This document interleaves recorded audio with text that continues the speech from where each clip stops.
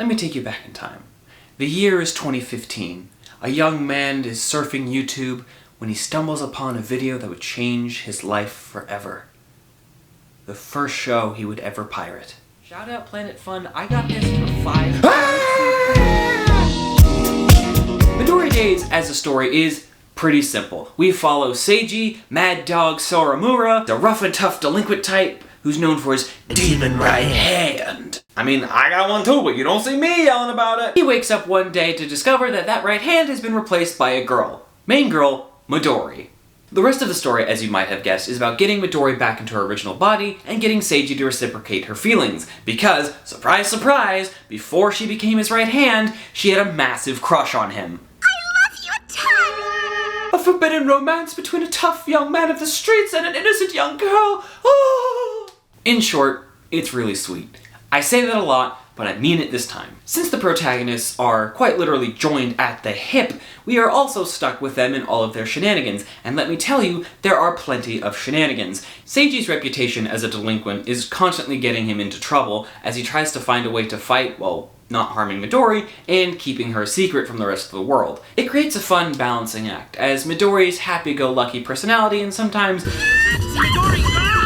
reckless behavior gets them into hijinks and gets under Seiji's tough guy persona, which, you know, despite the fact that he is constantly whining about having no girlfriend and that no one loves him, while there is a girl physically connected to his body who has said on multiple occasions that she loves him. Maybe it's time, Seiji, that we started acting like a couple in love too.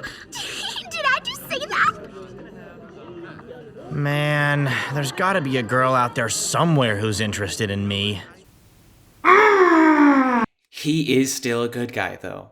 Just really dumb. Truth be told, I actually have more feelings about the side characters in the show. They do bounce off the main characters really well, and get their own mini arcs throughout the series, which is impressive for a show with 13 episodes. It gets in, gets out, tells the story it needs to tell, and doesn't waste your time. Not to mention, it does sound really good.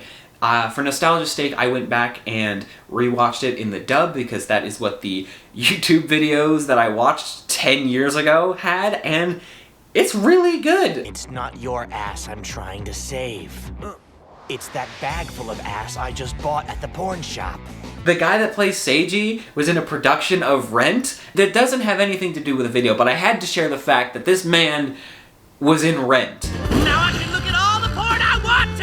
There are some parts of Midori Days that doesn't age as gracefully as the rest of the show. There are a couple points throughout the dub where the voice actors use a stereotypical Asian accent, and it's like, ah! I mean, when Ghost Stories does it, it's funny. When Midori Days does it, it's bad. So if it's just fine and okay, and maybe doesn't age the best in all the same places, why bother talking about it? I mean, I forgot about this thing for like 10 years until I stumbled upon the manga in my local school library, which is the last place I'd expect to find it.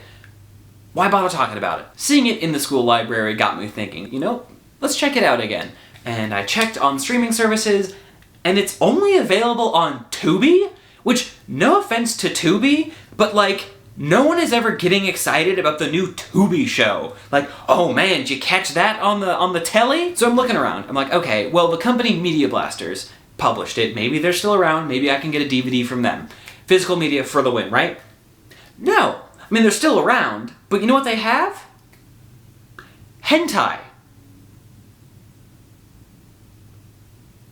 I'll report back to you on that. Back on track, if you want to watch this show, you have two options. Either track down a physical disc on eBay, or, funnily enough, watch it on YouTube like I did a decade ago. But why does that matter? Why is it important that the only place you can find Midori Days is old physical DVD or Tubi?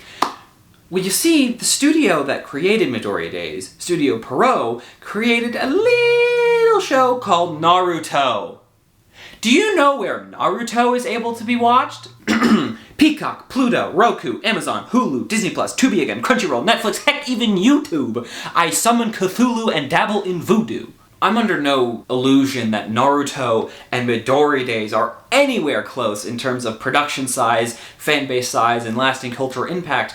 However, it does make me a little sad that two shows made by the same company that came out around the same time have such a vast difference in accessibility. I mean, one is available on every streaming platform that has an anime section, and the other is relegated to the footnotes of a Wikipedia page and niche micro-influencers. That's me, by the way. Oh my god, they did Bleach too! I mean, sure, the world wouldn't be missing much if we lost Midori Days, but does art have to be popular in order to be worthy of being preserved? Like, that's my whole point about this entire thing. A show like Dragon Ball and Bleach and Naruto will be around forever in some form or another just because they have that huge of an impact. But a show like Midori Days only gets preserved by random chance. Remember, I only found out about it because some random dude on the internet uploaded it to YouTube, which is piracy. And pirates should not be the bastion of media preservation. I mean, don't get me wrong, I don't think the world would be losing much if we lost Midori Days. Its characters, in all honesty, are a bit shallow. Seiji's just a male tsundere, and Midori is just, I love you, Seiji! Basic. Its jokes don't always land very well, and it is rockin' that early 2000s fishbowl effect that makes me think I'm watching a skating video. But it's important to me. It's the first show I ever found on my own. It brings me back to a time when I was a kid, thinking about how I met Matt Pat over the summer at a convention. It's an important look back on how anime has changed over the last 20 years. And it's also got boobies in it. Midori Days is just a personal example that is close to me. I'm sure you, dear viewer, have a show that is near and dear to your heart that's maybe not the most popular or even the most well-reviewed show, but is still important to you. And that's the point I'm making here. I worry how many just okay stories, or maybe things that didn't quite break the mold, are gonna get lost. Because even big shows aren't guaranteed to be preserved. Have you seen the mess that it is to watch Pokemon on streaming? One of the biggest media franchises on the planet had to make a website dedicated to how to watch the series in order. And it's not simple. It's not an easy list. And it's like, oh, what are we doing? Which is to say, it is super important that you support physical releases, either manga translations or DVDs or whatever it is. It is so important that these things get saved. Because Crunchyroll is smoking crack, they decide they're gonna just drop a Kamila Kill, even though their website still says it's on the platform.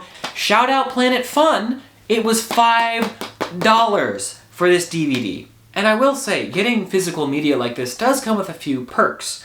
This has an original audio drama on it and has a bunch of English outtakes, which is tons of fun, and I don't know any streaming site that has stuff like that. Bitch stiff me with the tab. I mean, again, unless you pirate it, which they're probably ripping it from a physical DVD anyway, so it's like, hey, don't get a virus from torrenting, and you get a cool thing that they can't take away from you. I'm still so mad.